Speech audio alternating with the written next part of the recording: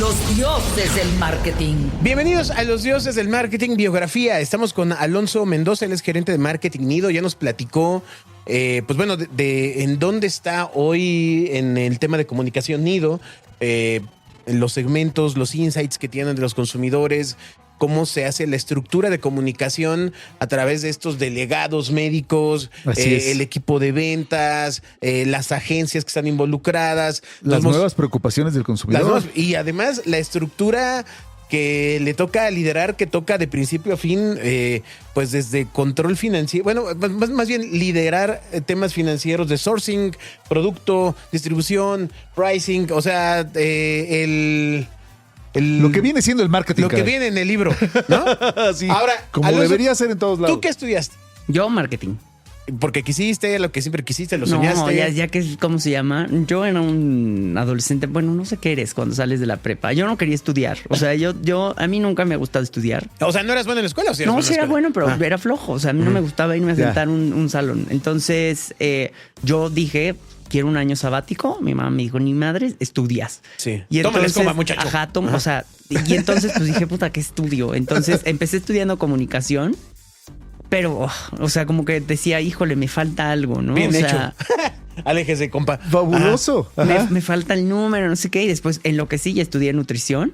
Y cuando abrimos el cadáver en anatomía, dije, bye. O sea, de que... ¿Cómo? ¿En nutrición abren un cadáver? Sí, o sea, yo también creía que me iban a decir, ay, la zanahoria tiene... Sí. No, pues yo también. Ajá, de que ay, no tomes jugo. O sea, pero no, o sea, abrimos muertos y de que apréndete los huesos del cerebro, bueno, los huesos de la ¡Órale! cabeza, este se llama etmoides, esfenoides, o sea... Ajá. Y ahí dije, no, puta, esto no es para mí, ¿no? Entonces ya me castigaron, me pusieron a vender casas. Y como que al final, mientras vendía casas, como que, o sea, intuitivamente yo decía, híjole, ¿y si nos anunciáramos en esta revista? ¿Y si hiciéramos estas cosas? Y como que el dueño de la inmobiliaria me dijo, oye, es que está chistoso porque tienes este perfil que es muy numérico, pero tienes el perfil muy creativo. Entonces como que yo dije, Y bueno, ahí no empezó la cosa, todo se puso peor y acabé con un asesor vocacional. Entonces ya el asesor vocacional, o sea, ya mi mamá me dijo, a ver, güey, ya no puedo seguir pagándote tus estupideces. Entonces me hizo firmar con un notario que ya no me iba a cambiar de carrera. Me dijo, la universidad que quieras, métete. Entonces ya ahí fue como llegué a la Universidad de las Américas y ahí estudié marketing. Ok. Entonces, dentro de mi contrato firmado con notario de mi mamá, yo no podía reprobar ni una materia. ¿Qué mamá tan seria? Sí, es una bruja. Sí. El que mi mamá trabajó mucho tiempo en el gobierno como en la Procuraduría de Justicia y entonces era Así dura. documentemos y firmemos. Ajá, entonces claro. Bueno, ya, Universidad de las Américas me dijo, y te tienes que graduar igual que tus compañeros. O sea, de que entonces hice la carrera no express, puedes salir. 3 años. O sea, de que en 3 años metiendo verano y haciendo todo. La verdad es que va a ser el comercial a la Universidad de las Américas. Yo puedo decir que es la mejor experiencia que tuve en mi vida. ¿Por qué? Porque al final no es negrera, o sea, como que al final aprendes, pero tienes mucha vida estudiantil, ¿no? Entonces ahí estuve el privilegio de formar parte como de la escuela de negocios, o sea, como del comité de la escuela de negocios de los alumnos. Entonces al final yo era el responsable de la carrera de mercadotecnia, organicé varios congresos, o sea, organizamos los congresos anuales de marketing, organizamos los congresos anuales de la escuela de negocios y creo que eso me abrió muchas puertas. La verdad yo nunca trabajé, o sea, me considero privilegiado porque a mí también me decían como ya vas a trabajar toda tu vida, entonces tú disfruta el tema de la universidad, no hagas nada. Después hice un internship en Volkswagen. Volkswagen quería lanzar, todavía lo tiene, un tema de servicios de personalidad. Ellos son muy buenos reclutando técnicos. Entonces, el servicio que ellos daban es que a todos sus proveedores les daban estos técnicos. Ahí creo que fue cuando empecé a explicar temas muy complejos. Sí, porque yo servicios de personalidad, tome esta alegría. De personal, perdón. Creo que dije personalidad. Servicio ok. personal. Yo dije, Pero ok. te lo creímos completo, ¿viste? Sí. Sí. Sí. Ha de ser bien cañón vender alegría. Sí, entonces tienen un assessment de ármate un coche, o sea, como que todo eso lo vendimos, que se llamaba Volkswagen SP, no sé si todavía existe. Sí. Entonces lanzamos eso y lo vendimos. Pero la verdad a mí la industria automotriz de irme a sentar en una fábrica y así nunca me gustó. Y ya terminó mi internship y fueron a la universidad Nestlé. Entonces, pura coincidencia, yo iba pasando por un pasillo y hay Nestlé, reclutamiento, selección, no sé qué. Y había un programa en ese entonces que se llamaba Trainees.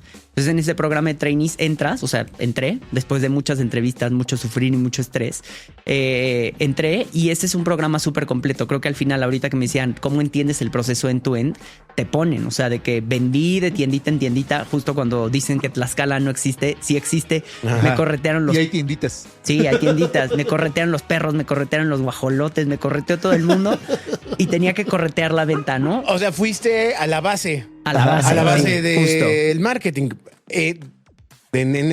En esta primera experiencia dentro de Nestlé. ¿Sí? Al canal tradicional. Sí, canal tradicional, tiendita de la esquina. Hola, doña Elo, buenas tardes, vengo de Nestlé, ¿qué le hace falta? Le acomodo, le seco. Y Es que eso te dio toda la formación. Exacto. Me está mordiendo su perro, disculpe. así, no, totalmente, así trepado en un árbol, desayunar guajolotas, todo. Ajá. Y después de ahí pasé a operaciones. Operaciones lo que haces, pues literal me tocó una vez, así diciembre, no tienen la idea de cuántas lecheras se vende, cuánta lechera y Carnation y cuánto pesan esas cajas. O sea, literal cargando todo ñengo, así de que me acuerdo que tenía que mover los pallets y no podía. Y además me tocó central de abastos. La central de abastos, o sea, de que yo me acuerdo que yo lloraba para sacar los pallets y ya no había. O sea, de que decía, puta, me tardé media hora en jalar el pallet y ya no hay. Y después de ahí pasé a cuentas claves. Entonces, cuentas claves ya era un camp. O sea, ya vendía. Ya. Entonces, Ahí ya empezó ya lo fancy. Lo fancy, exacto. Sí, ya era un cuenta clave. Era un cuenta clave en mayoreo. En Puebla hay una cuenta que se llama Grupo La Gran Bodega. Entonces vendía ahí. Ya iba ahí con don Enrique saludar, mi comprador, venderle, expos de negocios. Estaba Claro. bien padre. Y ya después Pero de para ese punto llevaba, o sea, ¿cuánto tiempo ya llevaba? O sea, eso en cuánto tiempo un año. pasó. Ahí eso pasó en un... O sea, no manches, pues súper bien, ¿no? sí. O sea, en un año te moviste, aventaste básicamente cada 4 meses te la moviste. base de la pirámide. Sí, 3 y 6 meses de Ajá. cuenta clave. Y ya después, la etapa más fancy de mi vida. Cuando estuve en el negocio de cafés, entonces en el negocio de cafés yo trabajaba en trade marketing de cafés. Entonces era todo el glamour, las exhibiciones, Exacto. o sea...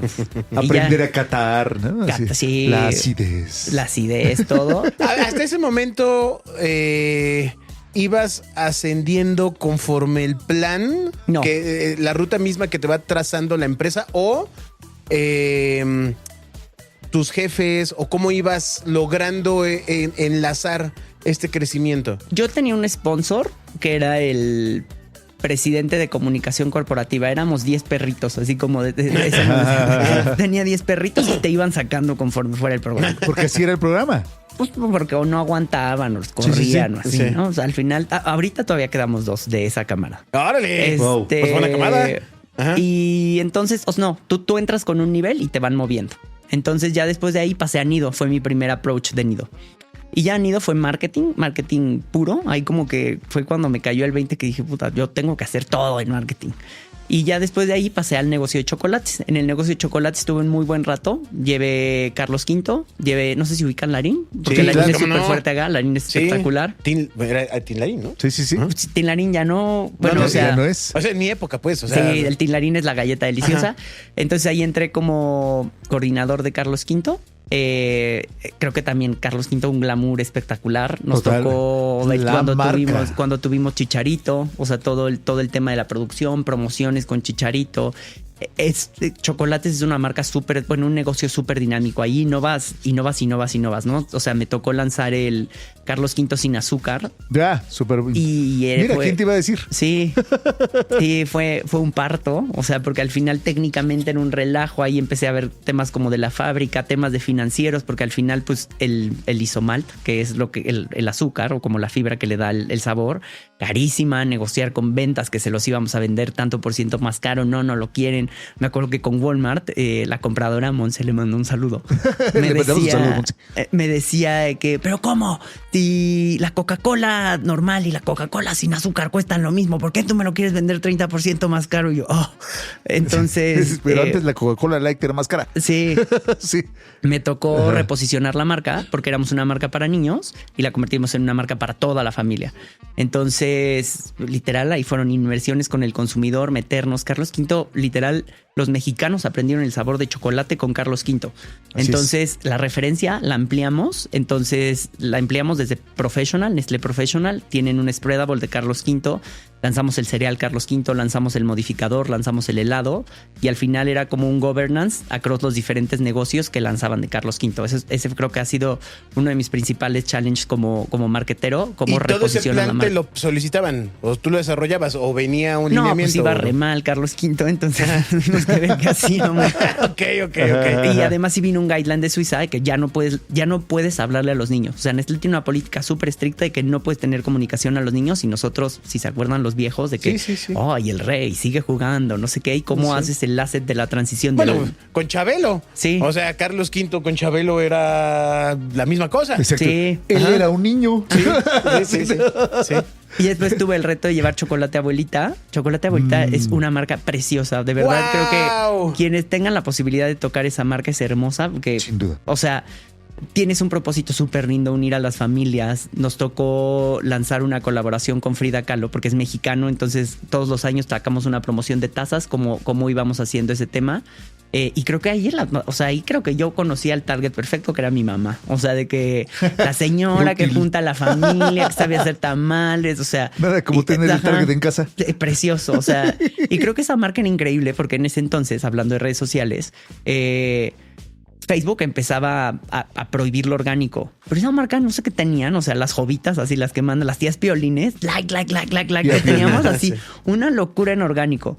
Y ya después de ahí estuve un rato en comunicación corporativa. Yo era el Digital Transformation Marketing para aguas, para cereales y para chocolates. ¿Qué Entonces, es el Digital Transformation Marketing? a ver, las marcas las tenemos mapeadas dependiendo de su nivel de complejidad en digital, ¿no? O sea, hay marcas que van muy avanzadas, como por ejemplo un Nespresso y un Nescafé Dolce Gusto, que ya saben tu nombre y te dicen, hola Agustín, sabemos que te gusta este tostado y ahí te va la promoción, o ven a nuestras tiendas. Y luego tenemos marcas que estaban muy básicas, ¿no? Por la misma necesidad, ¿no? O sea, no es como que te vayas a suscribir para decirte, ay, mira el nuevo sabor de chocolate.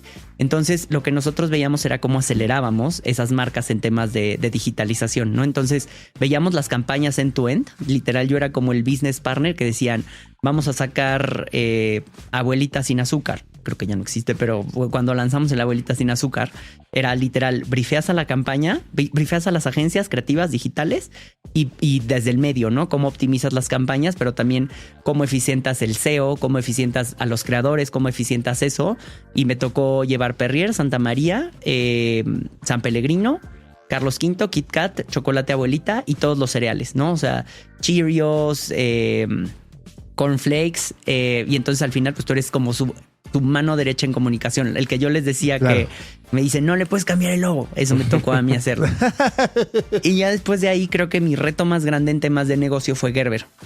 Porque al final Gerber en ese entonces teníamos que consolidar un turnaround, ¿no? O sea, literal nos dijeron, llevan 10 años muy mal. ¿Gerber? ¿Cómo? Espera, hagamos corte aquí para que nos platiquen el siguiente capítulo. Regresamos con esto de Gerber. No lo puedo ni creer. Continuamos con Alonso Mendoza, gerente de marketing Nido. Los Dioses del Marketing es una producción de Básico.fm, agencia de marketing y comunicación. Conócenos, www.básico.fm.